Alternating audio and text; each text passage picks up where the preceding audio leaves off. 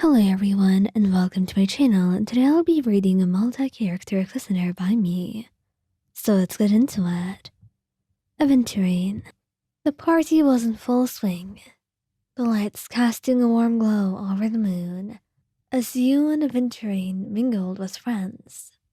Laughter and music filled the air, creating an atmosphere of celebration and joy.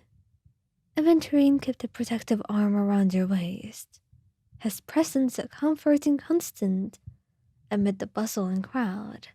Enjoying yourself? You ask him, looking up at him with a smile, and he smiles right back. Of course. He replies, though his gaze seemed to flicker over the crowd, as if searching for something or someone. Perhaps being a stone heart in itself made it so he had to keep up a certain image. And he wanted to make sure no one that knew him was here, so he could enjoy himself thoroughly. You brushed off the thought, turning to greet an old acquaintance who had approached you. The two of you fell into easy conversation, reminiscing about shared memories. Aventurine stayed close, but you noticed his grip on your waist tightening ever so slightly. When the acquaintance finally moved on, you turned to him, tilting your head in concern. Is everything all right, Aventurine? Who was that? His tone was calm, but you detected a hint of jealousy. Just an old friend, you replied, touching his arm reassuringly. Why? You seemed really close, that's all, he muttered, his eyes avoiding your own, and you sighed softly, reaching up to gently cup his cheek, forcing him to look at you. Aventurine, you know you're the only one for me. No one else even comes close. His expression softened at that, but the jealousy still lingered in his eyes. I know, but it's hard not to feel this way sometimes. You're so amazing, and I don't want to lose you. You won't, you said firmly, your hand sliding down to hold his. I'm here with you because I love you, Aventurine. Only you.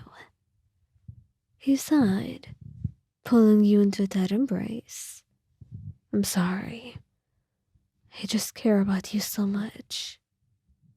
I know, love, and I love you for it. Now let's enjoy ourselves, shall we? And with that, he nods and relaxes, his jealousy fading as he focused on the present moment with you.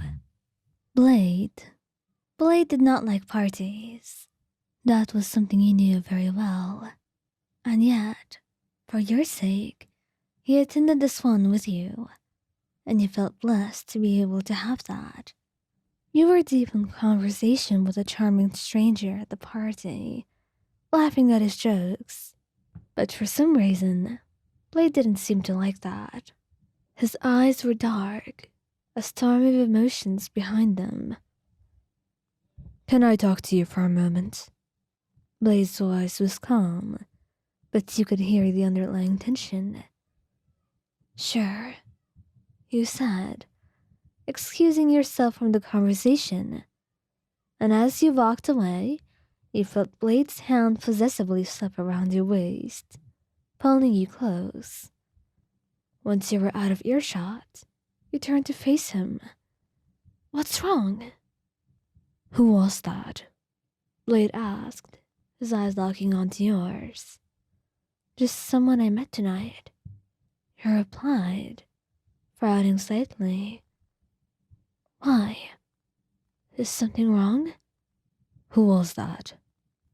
Blade asked you, his eyes locking onto yours.